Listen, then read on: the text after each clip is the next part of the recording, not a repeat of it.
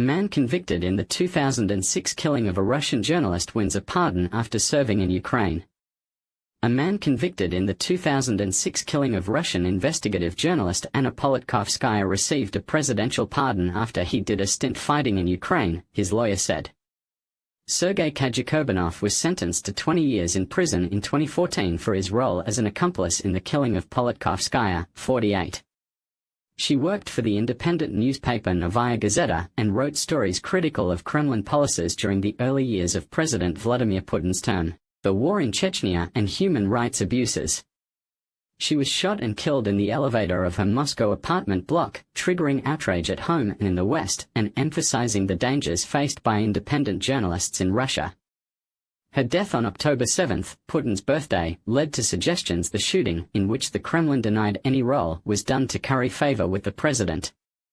Four others also were convicted in the killing: gunman Rustam Makhmudov and his uncle, Emily Gaitukiev, who received life in prison, and two of Makhmudov's brothers, who received 12 and 14 years. Since Russia invaded Ukraine in 2022, private military contractors and the Defense Ministry have offered prisoners their freedom in exchange for fighting in the war.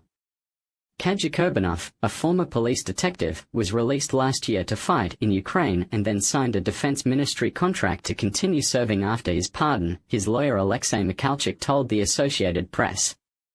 He was offered a command position in the military because he was in the Special Forces in the late 1990s and was in almost all the hot spots, Mikhalchik said. Dmitry Muradov, editor-in-chief of Novaya Gazeta, and Politkovskaya's children, Vera and Ilya, condemned Kajikobanov's release. For us, this pardon is not evidence of atonement and repentance of the killer. This is a monstrous fact of injustice. It is an outrage to the memory of a person killed for her beliefs and professional duty, they said.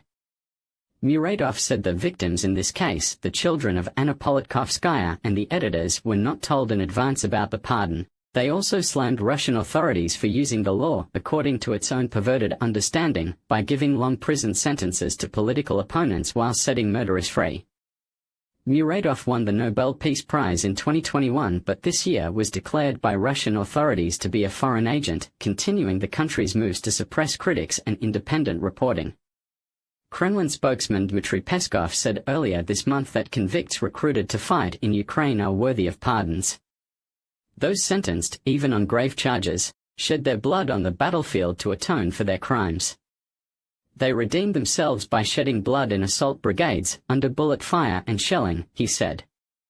Mikhalchik said he was happy his client was freed because he never believed he was involved in killing Politkovskaya.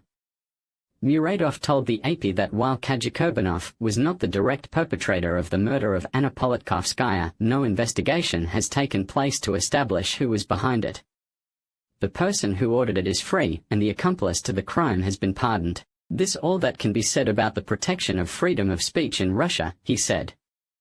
Muradov noted it was the second recent example of a prisoner convicted in a killing to win his freedom after serving in Ukraine. Vera Pektoleva, 23, was killed in January 2020 by her boyfriend after ending their relationship.